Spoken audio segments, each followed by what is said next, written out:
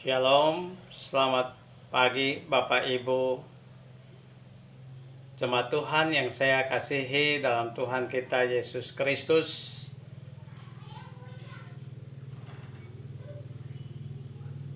Ada sebuah lagu yang populer, yaitu lagu Amazing Grace atau Sangat Besar Anugerahmu.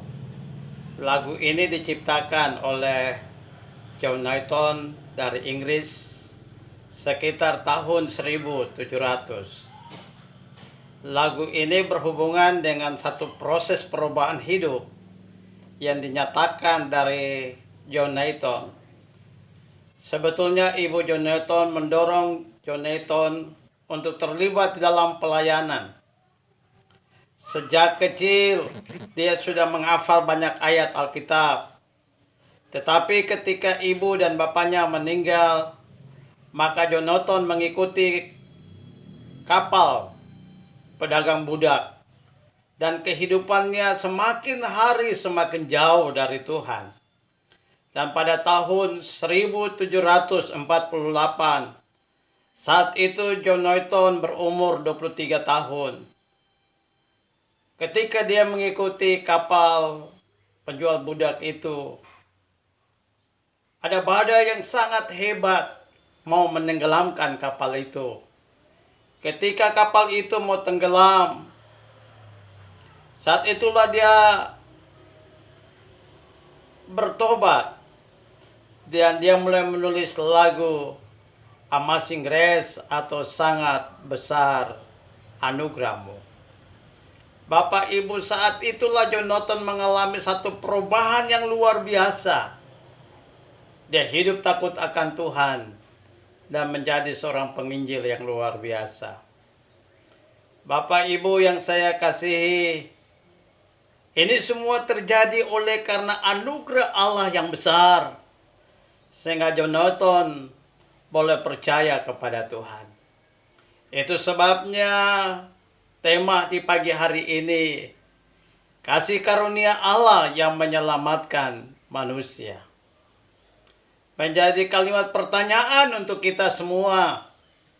Bagaimana kasih karunia Allah itu menyelamatkan manusia? Kita akan melihat bukti-bukti yang dinyatakan di dalam kitab Titus pasalnya yang kedua, ayat 11 sampai ayat yang ke-15. Saya akan baca, Bapak Ibu bisa lihat dalam Alkitabnya masing-masing. Kasih karunia Allah menyelamatkan semua manusia. Karena kasih karunia Allah yang telah menyelamatkan semua manusia sudah nyata. Ia mendidik kita supaya kita meninggalkan kefasikan dan keinginan-keinginan duniawi. Dan supaya kita hidup bijaksana, adil, dan beribadah di dalam dunia sekarang ini.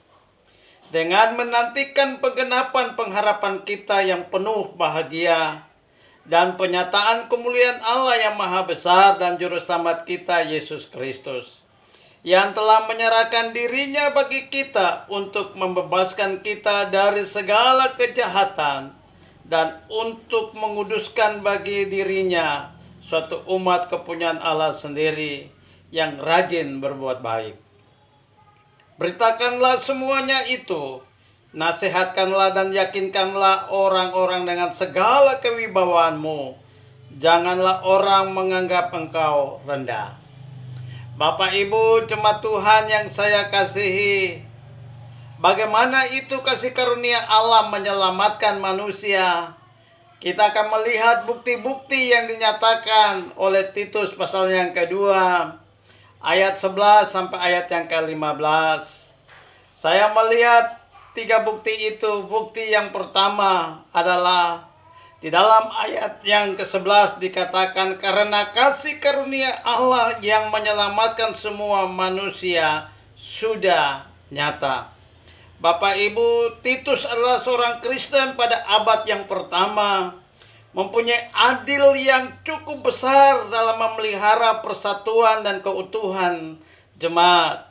Dalam pelayanan, Titus menghadapi suatu masalah konkret, yakni ajaran sesat Keadaan jemaat di Pulau Kreta sangat mengecewakan. Gereja tidak terorganisir dengan baik. Jemaat hidup secara duniawi. Dan juga ada ajaran-ajaran yang keluar dari yang sebenarnya. Sehingga tugas Titus yang masih muda itu sangat berat. Mereka juga beranggapan bahwa keselamatan terjadi oleh karena perbuatan baik. Sehingga tugas Titus sangat berat. Ada berita yang harus disampaikan kepada jemaat di Kreta adalah tentang kasih karunia yang menyelamatkan, memperbaharui manusia. Kasih karunia yang menyelamatkan bukan hanya mengubah sikap, karakter, tindakan kita, tapi menyelamatkan manusia dari lumpur dosa. Mengapa hal ini harus disampaikan? Sebab pada masa itu mereka memahami Injil secara keliru. Mereka menganggap bahwa keselamatan terjadi oleh karena perbuatan baik. Itu sebabnya tugas Titus harus meluruskan paradigma yang keliru dengan menjelaskan tentang kasih karunia Allah yang menyelamatkan manusia. Anugerah dalam bahasa Yunani adalah charis, yang menunjukkan kebaikan Allah yang berlimpah, yang diberikan kepada manusia dengan cuma-cuma, dengan gratis. Anugerah yang besar itu adalah keselamatan hidup yang kekal. Berbicara tentang keselamatan, maka keselamatan berasal dari kata kerja sozo yang arti dasarnya menjadi sehat, menyembuhkan, menyelamatkan. Dalam kaitan dengan manusia berarti menyelamatkan dari kematian. Bapak Ibu yang saya kasihi, dari konsep keselamatan menurut tokoh reformasi Martin Luther adalah keselamatan sepenuhnya adalah pemberian anugerah melalui Yesus Kristus yang diterima dengan iman. Itu sebabnya di dalam Efesus pasal yang kedua ayat 4 sampai ayat yang ke-7 Paulus mengatakan, tetapi Allah yang kaya dengan rahmat-Nya oleh kasih karunia yang besar telah menghidupkan kita bersama-sama dengan Kristus. Bapak Ibu, apa yang menjadi dasar perubahan dari manusia lama menjadi manusia baru? Di dalam ayat yang keempat, karena rahmat-Nya yang besar. Kata rahmat-Nya dalam bahasa asli dia pakai kata Elai, yang artinya kemurahan. Ini berbicara adalah manifestasi wujud dari belas kasihan yang diberikan kepada manusia. Itu sebabnya Bapak Ibu, sebagai manusia kita jangan sombong. Kita hidup hanya karena anugerah, bukan karena perbuatan baik kita. Manusia diselamatkan hanya karena anugerah Allah. Marilah kita mau hidup bersyukur kepada Tuhan atas segala anugerah yang Dia berikan buat kita. Izinkanlah saya memberikan ilustrasi singkat tentang hal ini. Ada seorang teman saya sejak SMA. Dia seorang yang sangat nakal. Suka memukul-mukul temannya, suka memukul guru. Sampai pada akhirnya dia keluar masuk penjara oleh karena kejahatannya yang begitu hebat. Orang tuanya sudah tidak mampu menasihati dia. Pada akhirnya anak ini dia harus lari ke Pulau Jawa. Sampai di Pulau Jawa sana, dia mengikuti geng-geng di sana. Singkat cerita, teman ini dipukul sampai hampir mati dan dibawa ke rumah sakit. Sampai di rumah sakit, dokter menyatakan bahwa sudah tidak bisa lagi ditolong. Tapi ada seorang hamba Tuhan yang datang dan melayani dia. Dan pada akhirnya teman ini mengalami kesembuhan. Ketika dia mengalami kesembuhan, dia bertobat. Dia mengalami kesembuhan, mengalami perubahan hidup.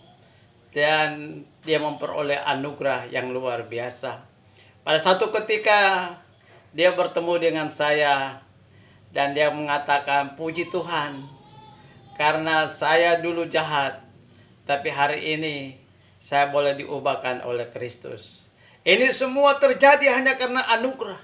Anugerah Allah itu merubah seluruh karakter kehidupan kita. Kita yang tadinya jahat dapat diubahkan menjadi manusia yang baik di hadapan Tuhan. Itu sebabnya Bapak Ibu, jemaat yang saya kasihi, bahwa kehidupan ini hanya karena anugerah. Itu sebabnya Titus mengatakan kasih karunia yang menyelamatkan itu, dia dapat memperbaharui manusia. Manusia yang tadinya lama menjadi manusia yang baru. Yang memiliki sifat-sifat yang lama dapat diubahkan menjadi manusia yang baru di hadapan Tuhan. Itu sebabnya Bapak Ibu jemaat yang saya kasihi, hanya oleh karena anugerah Allah kita diperbaharui menjadi seperti apa yang Tuhan mau. Bagian yang kedua berbicara kepada kita dalam ayatnya yang ke-12, dia mengatakan, Ia mendidik kita supaya kita meninggalkan kefasikan, keinginan-keinginan dunia, supaya kita hidup bijaksana, adil dan beribadah di dalam dunia sekarang ini. Bapak Ibu yang saya kasihi, bagian yang kedua, bukti yang kedua, berbicara kepada kita bahwa kasih karunia Allah itu menyelamatkan dan mendidik kita. Setelah manusia diselamatkan, maka proses selanjutnya adalah manusia itu dididik supaya bisa meninggalkan kefasikan, keinginan-keinginan duniawi, supaya hidup bijaksana, adil dan beribadah kepada Tuhan. Orang-orang yang sudah berada dalam kasih karunia Allah ini akan mengalami proses pendidikan. Kata pendidikan mengandung arti dia mendisiplin, sehingga kita yang sudah mendapat kasih karunia Allah ini menjadi orang-orang yang sungguh-sungguh hidupnya mempermuliakan nama Allah. Tujuan dari pendidikan, tujuan dari disiplin Allah adalah supaya kita meninggalkan kefasikan, keinginan-keinginan duniawi. Dalam Titus pasal 3 ayat yang ketiga mengatakan, karena dulu kita juga hidup dalam kejahilan, tidak taat, hidup sesat, menjadi hamba berbagai nafsu, keji, saling membenci. Tapi karena anugerahnya, kita diperbaharui dan dididik supaya meninggalkan segala kefasikan kita. Bapak Ibu yang saya kasihi, ini pekerjaan Allah yang luar biasa.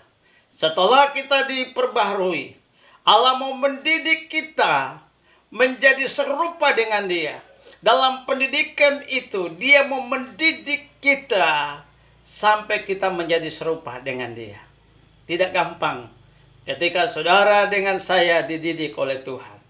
Bapak Ibu, hidup bijaksana artinya saudara dengan saya, kita memiliki hubungan dengan Tuhan. Ya, hubungan dengan adil artinya berhubungan dengan orang lain. Beribadah artinya kita berhubungan dengan Tuhan.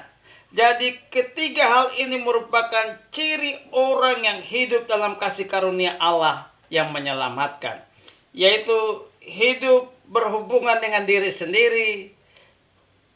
Kemudian hidup adil artinya berhubungan dengan orang lain. Dan yang ketiga, hidup beribadah artinya memiliki hubungan dengan Tuhan. Jadi ketiga bagian ini Allah mau mendidik kita supaya pada akhirnya kita hidup adil, kita hidup bijaksana untuk diri kita sendiri, kita hidup adil dengan sesama, tapi juga kita hidup beribadah artinya memiliki hubungan dengan Tuhan. Bapak Ibu, ketiga hal ini merupakan ciri orang yang hidup dalam kasih karunia Allah yang menyelamatkan. Bapak Ibu yang saya kasihi, ketika kita sudah menjadi anak, maka Allah mau mendidik kita supaya kita menjadi serupa dengan Dia. Pendidikan yang Allah berikan kepada kita itu seumur hidup. Artinya setiap saat pasti ada pendidikan. Maksud pendidikan agar kita tinggalkan segala sifat-sifat kita yang lama. Bapak Ibu, izinkan saya memberikan ilustrasi tentang hal ini. Kita semua tahu bagaimana Saulus dulu. Dia manusia lama. Ya, dia suka membunuh orang-orang Kristen. Setelah dia percaya kepada Allah, maka Allah mendidik Paulus secara luar biasa. Sehingga dia mengatakan, apa yang dahulu menjadi kebanggaan bagiku, sekarang kuanggap sampah supaya Allah dipermuliakan. Paulus yang tadinya seorang yang jahat, dia diubahkan. Allah mendidik dia secara luar biasa. Sehingga pada akhirnya dia bilang, apa yang dulu menjadi kebanggaanku, sekarang kuanggap sampah supaya Allah dapat dipermuliakan lewat hidupku. Bapak Ibu jemaat Tuhan yang saya kasihi, kalau kita menjadi anak, maka pasti Allah akan mendidik kita. Allah akan mendisiplinkan kita supaya kita menjadi anak-anak yang luar biasa di hadapannya. Dia tidak mau kita menjadi anak-anak gampangan, tapi dia mau mendidik kita menjadi satu pribadi yang sungguh hidup mempermuliakan Tuhan. Bukti yang ketiga, dalam bagian ini, ayatnya yang ke-13 sampai ayat yang ke-15, dia mengatakan, dengan menanti penggenapan pengharapan kita yang penuh bahagia dan penyataan kemuliaan Allah yang maha besar, juru selamat kita, Yesus Kristus, yang telah menyerahkan dirinya bagi kita untuk membebaskan kita dari segala kejahatan dan untuk menguduskan baginya suatu umat kepunyaannya sendiri yang rajin berbuat baik. Beritakanlah semuanya itu, nasihatkanlah dan yakinkanlah orang dengan segala kewibawaanmu. Jangan ada orang yang menganggap engkau rendah. Bapak Ibu yang saya kasihi, bukti yang ketiga, bagaimana kasih karunia Allah menyelamatkan manusia. Yang ketiga adalah kasih karunia menyelamatkan, memberikan kita tanggung jawab untuk memberitakan, menasihati, dan meyakinkan. Ayat 15 mengatakan kepada kita, beritakanlah semuanya itu, nasihatkanlah dan yakinkanlah orang dengan segala kewibawaanmu. Jangan ada orang yang menganggap engkau rendah. Bapak Ibu yang saya kasihi, di dalam bagian ini, Titus berbicara kepada kita kasih karunia yang menyelamatkan itu, memberikan kita tanggung jawab untuk memberitakan, menasihati, dan meyakinkan. Setelah kita menjadi anak, maka ada tanggung jawab yang perlu saudara dengan saya kerjakan. Apa saja tanggung jawab kita? Dalam bagian ini dikatakan memberitakan kebenaran firman Tuhan. Kondisi manusia saat Paulus menulis surat itu, dia sedang mengalami kemerosotan moral berdasarkan analisis Paulus bahwa kemerosotan moral dapat diantisipasi melalui pemberitaan firman Tuhan yang transparan, yang mampu merubah setiap manusia. Itu sebabnya kehidupan kita hanya firman Tuhan yang dapat merubah kita. Itu sebabnya perlu sekali saudara dengan saya, setelah kita diperbaharui, setelah saudara dengan saya dididik oleh karena anugerah yang dia berikan buat kita, maka tugas dan tanggung jawab kita, kasih karunia yang menyelamatkan itu, memberikan kita tanggung jawab untuk memberitakan kebenaran firman Tuhan. Beritakanlah firman Tuhan. Saudara dengan saya punya tugas untuk senantiasa memberitakan kebenaran firman Tuhan. Yang kedua, menasihati. Memberikan nasihat kepada orang yang lebih tua tidak gampang karena sering mereka acuh tak acuh. Tetapi Rasul Paulus menegaskan untuk Titus, tetap menasihati semua orang. Bapak Ibu, tugas kita setelah kita memperoleh anugerah dari Tuhan, maka saudara dengan saya punya tugas. Setelah dia mendidik kita menjadi anak-anaknya, maka tugas tanggung jawab saudara dengan saya memberitakan, menasihati semua orang. Menasihati orang-orang yang salah. Walaupun orang itu mungkin lebih tua dari kita, tapi mari kita tetap memberikan nasihat untuk setiap mereka. Yang ketiga, meyakinkan dengan kewibawaan. Titus harus meyakinkan jemaat Kreta supaya hidup dalam anugerah Allah. Itu sebabnya Bapak Ibu, Paulus memberitahukan itu. Mari saya mau mengajak kita semua bahwa Tuhan mengendaki supaya kita semua diselamatkan. Dan setelah diselamatkan, tugas kita dalam pemberitaan ini adalah memberitakan firman Tuhan, menasihati, meyakinkan setiap manusia kepunyaan Allah. Untuk itu Bapak Ibu yang saya kasihi di dalam Tuhan kita Yesus Kristus, ada 3 bukti bagaimana saudara dengan saya kita dapat hidup dalam anugerah Allah yang menyelamatkan itu. Yang pertama, bahwa kasih karunia Allah menyelamatkan, memperbaharui kehidupan kita. Yang kedua, kasih karunia Allah itu menyelamatkan kita, mendidik kita supaya menjadi serupa dengan Dia. Dan yang ketiga, kasih karunia yang menyelamatkan itu memberikan kita tanggung jawab untuk memberitakan, menasehati, dan meyakinkan semua orang. Demikian kebenaran firman Tuhan. Kiranya firman ini menjadi berkat untuk kita sekalian. Amin.